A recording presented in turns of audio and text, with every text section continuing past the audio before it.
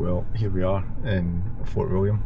It's 6:20 in the morning. I meant to be climbing Ben Nevis today, but weather forecast does not look very good at all.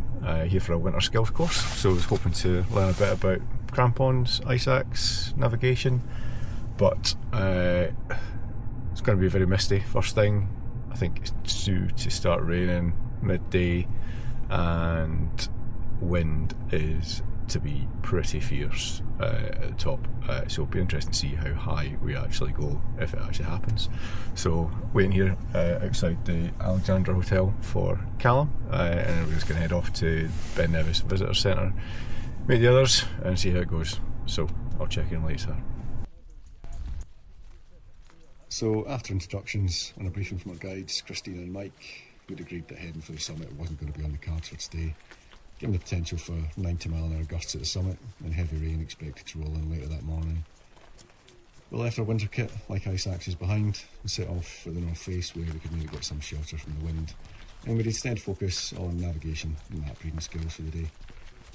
As you can see, it's just starting to get light, and whilst we had our head torches on, we probably could have gotten away without them at this point.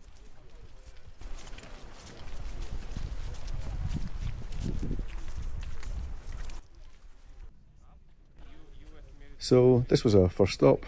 This is the point in the path where it intersects with the path coming up from the youth hostel down in the valley. We were just checking how accurate our calculations had been for our ascent speed based on the distance we'd covered, and we're about to plot out our next navigation point and our projected timings.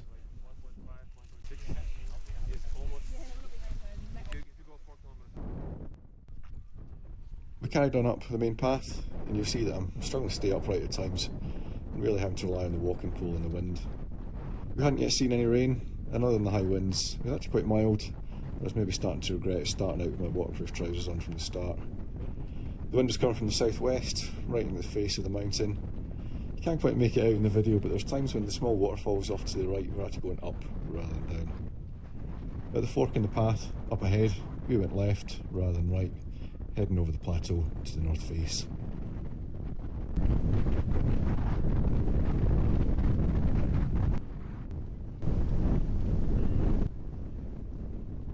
Heading over the plateau here, and with the wind at our backs, it wasn't too bad for balance, but it was getting a bit cooler as the wind was getting a bit stronger. You can just make out in the distance the rain isn't far off, so further ahead we had a quick stop and I decided to put my ski goggles on, as I knew that a combination of wind and driving rain wasn't going to be great for visibility on my glasses.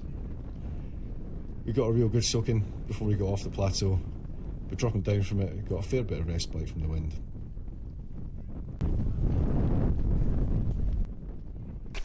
Here we are on the approach to the foot of the north face, and despite the cloud cover, it was still really breathtaking. I was getting pretty cold and wet by this point as we stopped for some final lessons on slope angles. I was glad that the decision was made to start heading back, and after looking around the plateau's locking, we'd go for a coffee in the Ben Nevis Inn and have a few final compass lessons where it was warm and dry.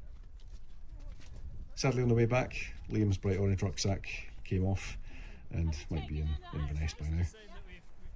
It was a great experience, and while I was disappointed not to have seen any snow or got to try out the crampons or ice axe, I came away with loads of valuable experience and knowledge from which I can build on.